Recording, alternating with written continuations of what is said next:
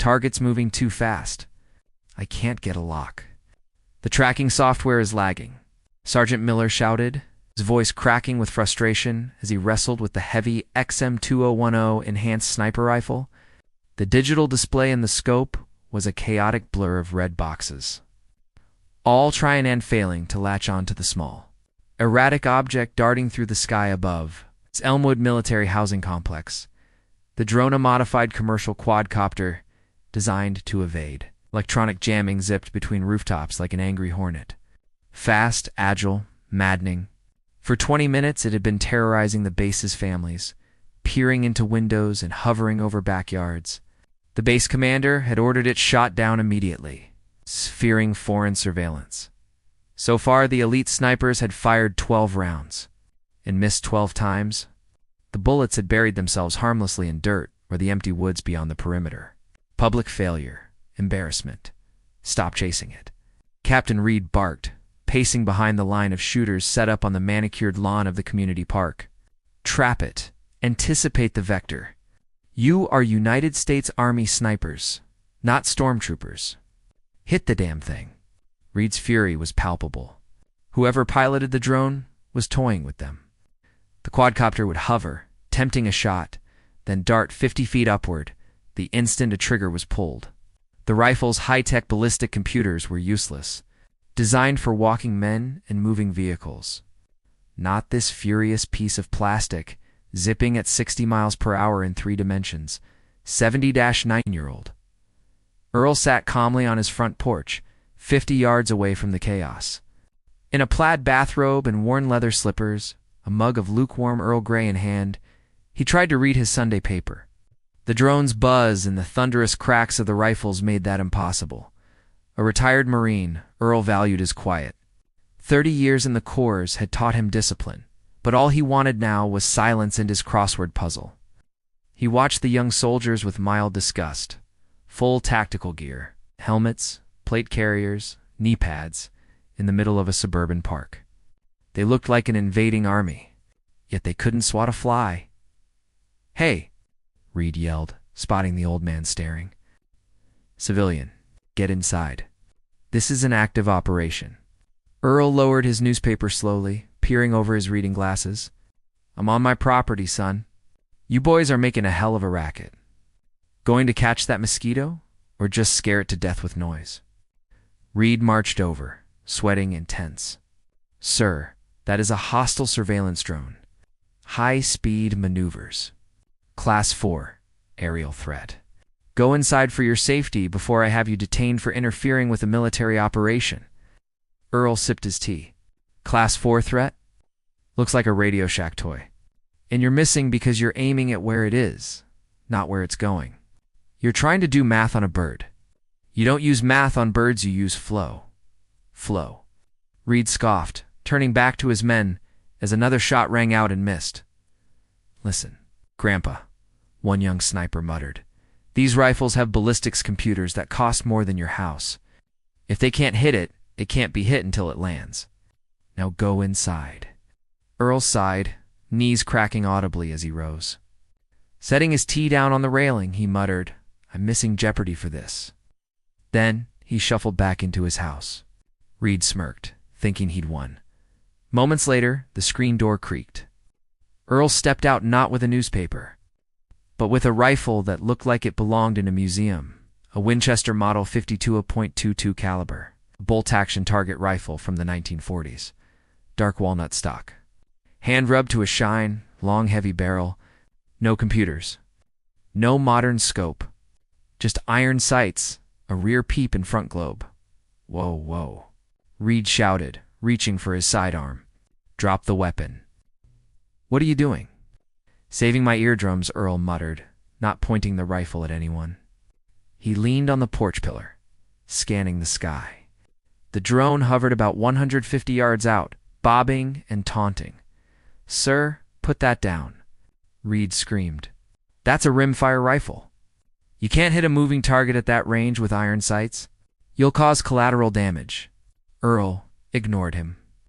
He worked the bolt, loading a tiny 20-cartridge magazine. Click, clack.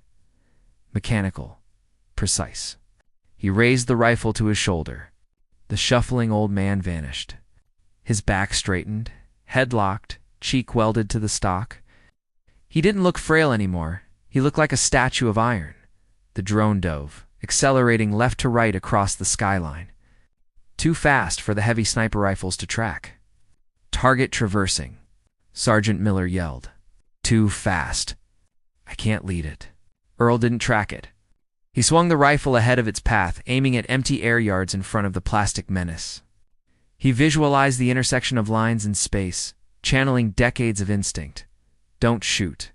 Reed lunged forward, but the .22 cracked sharply, a dry pop against the thunder of sniper rifles. For a heartbeat, nothing happened. The drone kept flying. Reed opened his mouth to scream. Then the drone shuddered. A puff of shattered plastic burst from its core.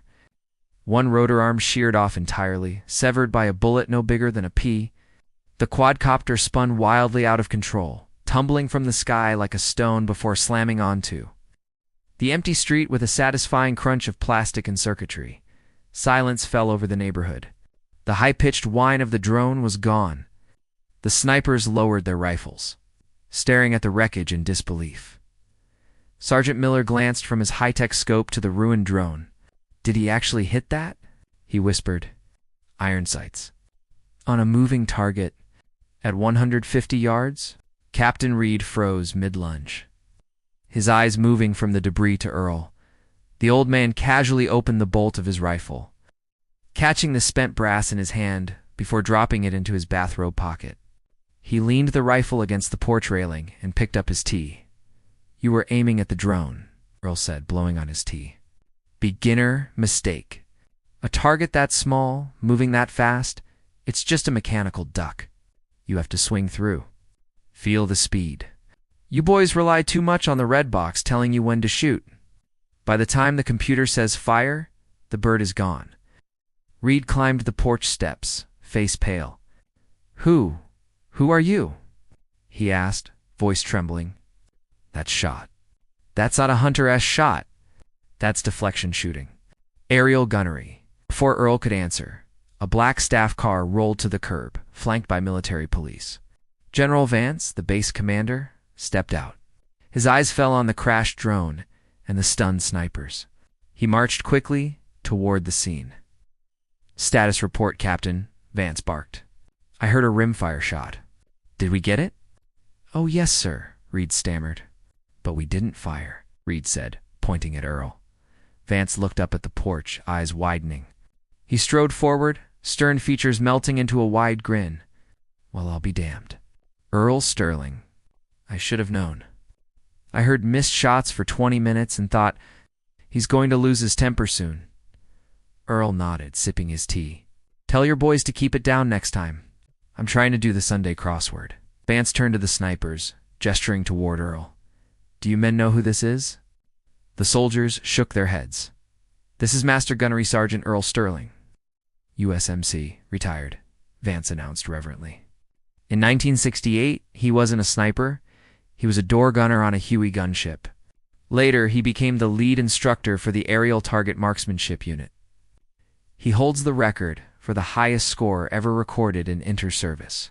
Ski competition, 400 straight targets without a miss during a hurricane. 40 years teaching men to hit moving targets from moving platforms. And you boys were trying to use a calculator on a hummingbird. Earl here just used his eyes. Captain Reed stared at Earl, awe replacing irritation. The grumpy old civilian wasn't lucky. He was a living legend, applying decades of mastery that technology had made the young soldiers forget. I apologize, Master Guns, Reed stammered, snapping to attention. That was incredible. The lead calculation alone. Earl waved a hand dismissively. Lead isn't a calculation, Captain. It's a feeling. You feel the speed of the bird, the speed of the bullet, and you let them meet. Stop thinking. Start shooting. He picked up his rifle. Now, if you'll excuse me, my tea is getting cold, and I believe I've solved 7 down.